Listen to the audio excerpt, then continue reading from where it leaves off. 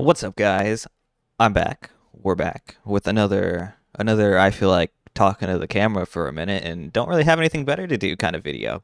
So, also, before you ask, behind me, the uh the sheets and stuff are in the laundry. It's laundry day, and yeah, that's why my bed looks like that. Anyways, today I want to yap about that new Spider-Man show on Disney Plus because I thought it was pretty darn good.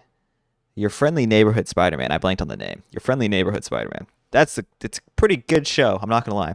Also, fair warning. I will be talking about spoilers. So if you are gonna watch the video and you care about spoilers for the Spider-Man show, you should stop watching this video.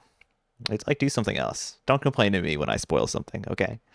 So anyways, I thought the show is pretty darn good. Season one, pretty crazy. I'm not gonna lie. So I'm just gonna start with like the crazy spoiler. I thought it was really cool how they like time looped the whole season. So it was like Doctor Strange at the beginning was Doctor Strange at the end. Like that was kind of fire. I'm not gonna lie. Because the reveal of like, oh, I wasn't there. What did you want me to do? Is like when Doctor Strange was talking to Norman Osborn, and at the end, then he gets sent back in fucking time, and he's like, "Oh shit, I was here, but like not yet." And then he was there, but then that's like also how Peter got his powers. Like it was pretty cool. Anyways, the whole show very nicely tied together. I will say I've been seeing a lot of complaints about like the art style in the show. Yeah, I would tend to agree. It wasn't like it's not some beautiful looking show, but it's kind of cool. You can kind of see what they were going for. It's like a comic book style. Like they even did the like comic book panels every once in a while in the episodes, and it was like the cutaways would be like comic panels, and they would like slide around on the screen. Like it was kind of cool. It was kind of cool. I wish they had leaned into that a little bit more because it kind of just looked like a really weirdly rendered three-dimensional show because there was like all the characters had like form to them, but there were no shadows really. Like not how you would imagine there to be. I don't like you could tell they were 3D models, but they wanted to look 2D, but it just like didn't really work until they really leaned into like the comic looks, which they used for like all the promotional material. So I don't know why they didn't just do that in the show more.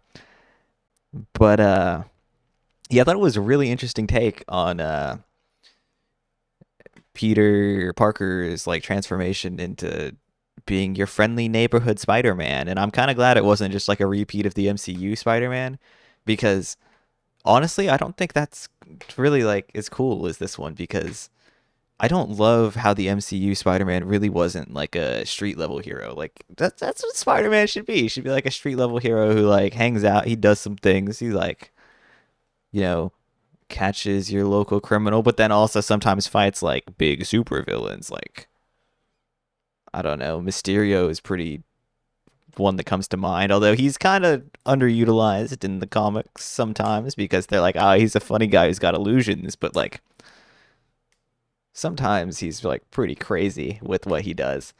But anyways, I thought the show did a really good job of capturing like a neighborhood street level Spider-Man who just likes to go around and just like help people.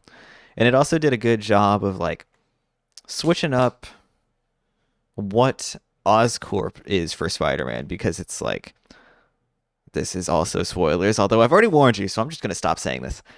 Um, it's like how at the beginning of the show he saves Norman Osborn's son, and then he's like, Norman Osborn comes to him and he's like, Peter, I found out you're Spider-Man. I want to help you. Here's all the resources in the world. Go be fucking Spider-Man. And he's like, okay. And then but because of that, Spider-Man, like Peter's not really in control of like what his suit looks like, what he's really doing, and he's like trying to find himself basically in this. And Norman Osborn is like pushing all the like future, like this is what a hero should be stuff onto Spider-Man, while also like helping him dodge the legal troubles with like the Sokovia Accords, you know, where it's like you got to register yourself as a superhero so the government can track you. But Norman Osborn just like fakes Spider-Man's identity for him. Kind of cool. But yeah, that's why.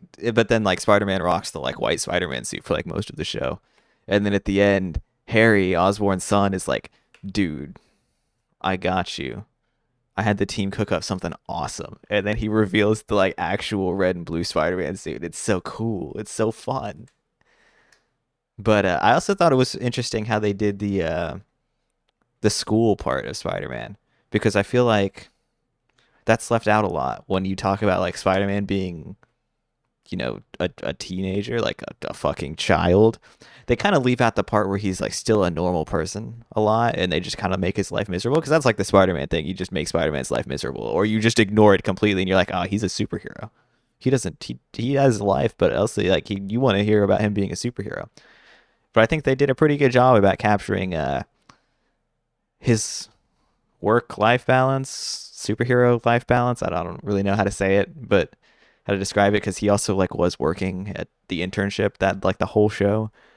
But they did a good job of being like, oh, he's still a kid who does like kid things and pulls up to events if he can, and he tries to like be a good friend, except he doesn't know how to really talk to people because he's a child. Like it's not really him being an asshole. He's just a child who doesn't really understand things.